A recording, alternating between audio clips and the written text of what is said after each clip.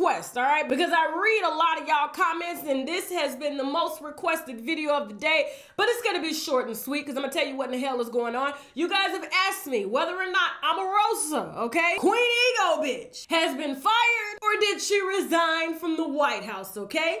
What happened? I resigned, and I didn't do that in the residence as being reported. John Kelly and I sat down in the Situation Room. If I had confronted John Kelly, who is a very formidable person, it would garner enough attention for anyone in the room to at least take a picture or a video or something. The assertion that I would do that in front of 600 guests at a Christmas party and no one has reported that except for one individual. So when you resigned, the reports that you were escorted off the grounds.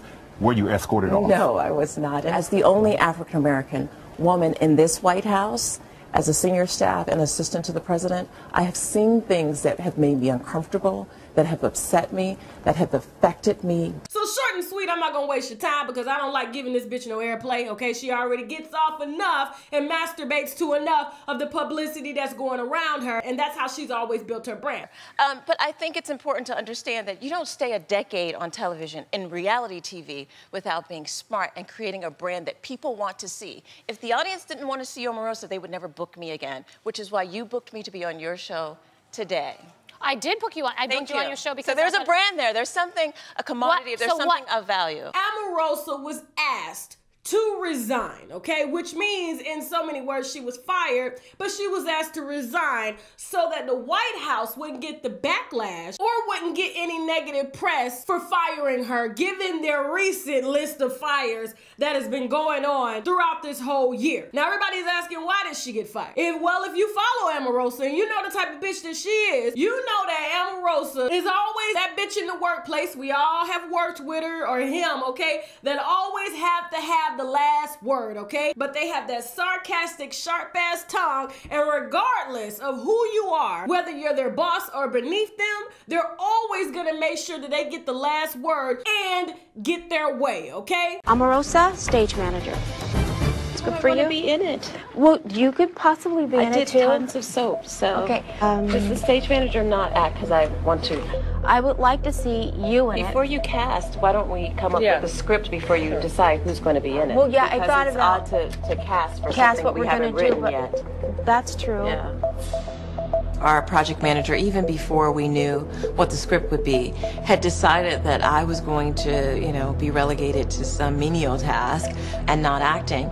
And I had to let her know that I had soap experience. In fact, I was featured on the cover of Soap Opera Digest. Yay me! Always just starting trouble. I tried to ignore her, but she would not allow me to because she kept interrupting and kept interrupting. Okay, everybody know the type of person Omarosa is because you've either worked with somebody like Omarosa or you're working with somebody like Omarosa now, or you are that bitch that's Omarosa that's always keeping shit started in the workplace without raising your voice or getting angry or mad with anybody, okay? Omarosa's that mole, okay, that you just cannot for the life of you, get off of your face because it's just gonna bleed. It won't stop bleeding and you have to wait for it to heal. That's the type of thing that Omarosa is, and given her position in the White House, okay? That type of shit that she's been used to doing, and the only person she has loyalty for is the boss, because you all know when you have that bitch in the workplace that's just like that, always starting shit, because they have built such a strategic alliance and shown loyalty to their boss, regardless of what in the hell they do, they're never going to be fired. And even if they are fired, it's gonna be a conversation had to make it look like it was in their favor, because at the end of the day,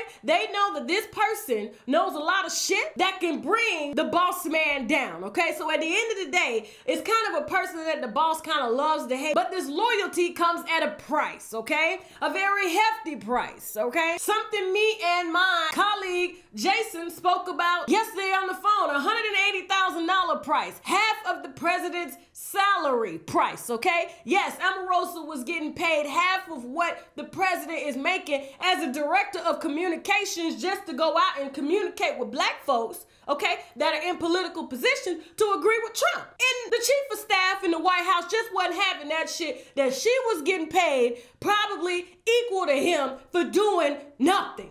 Absolutely nothing. Now, they brought Omarosa into that White House to do one thing, all right? And I don't know why in the fuck they even trusted her with such a thing, because this bitch can't bring nobody together. She's not a team player. And you know, when you're in the White House, you need a team. But I understand Trump's strategy. He thought that she would be a liaison to help bring black people on board with his administration. You know, the same people she actually helped bring into the Trump Tower, you know, to live in the Trump Tower. There's a lot of black celebrities that are living in the Trump Tower. And with Omarosa working for the Trump Tower, being a director or whatever in the fuck she's the director of, just having that face, okay, and a black woman in your presence who don't take no shit and who knows how to get what she wants, they feel like it's a win-win. But at the end of the day, when Omarosa showed her ass, okay, at this, I believe it was like a caucus or a forum, I don't know what in the hell it was. I tell you what, now I did my best to try to keep this as civil as possible.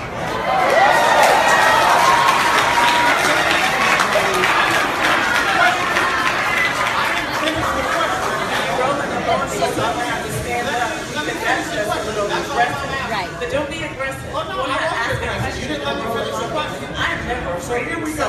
Ask your question, but don't lecture. Here we go. I'll ask the question my way. Since we're doing it over Here's my way.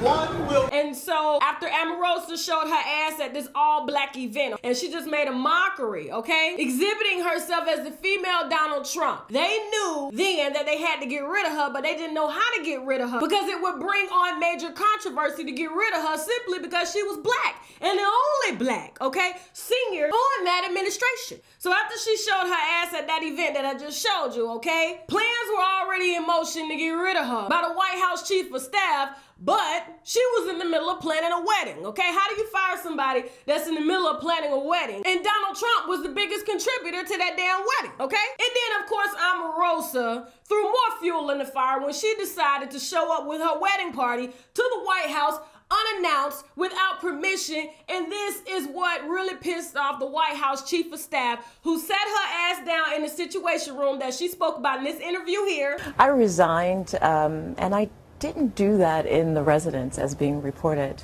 John Kelly and I sat down in the Situation Room. It politely asked her that if you want to keep, okay, a job with Trump for the long run, because we're going to give you employment, okay, because you know the only person out here that really want to be fucked up with you is Donald Trump. And being that you're so loyal to him, how about you extend your loyalty by resigning and not speaking anything ill of Donald Trump? And it's a win-win situation for both of us, okay? Donald Trump doesn't go on to look as if he is still the boss of The Apprentice by firing people on the spot, and you, after everything dies down in this press, can take your ass back to the Trump Tower and regain employment, okay? Or go stay with your husband in Jacksonville because he is a senior pastor to a church in Jacksonville, and I don't understand how she's running a marriage from DC and he in Jacksonville and he a preacher?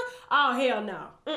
Omarosa needs to just shut up where she is, okay? Because it's not gonna do anything but make this situation look worse than it is. She just needs to take her ass down to Jacksonville and sit on the podium beside her husband while he's preaching on Sundays and just build from there. Now I gotta go. Now, before I go, I am still drinking the POLLO Creek Sauvignon Blanc. It's a great, white, crisp, organically grown, pesticide-free white wine. And on the palate, you taste grapefruit along with other tropical flavors. And I purchased this wine for $5.99. Yes, it's organic and $5.99. And of course, I will leave the link below so that you can purchase it for yourself, okay? Thank you all so much for watching. If you like this video, subscribe. You can also find me on Facebook, Instagram, Twitter, and Snapchat at UNWINEWITHTASHAK. And hell, if you didn't like this video, you can still subscribe anyway, just so you can cuss my ass out. Not that I'ma really give a damn anyway. Now I gotta go. Bye.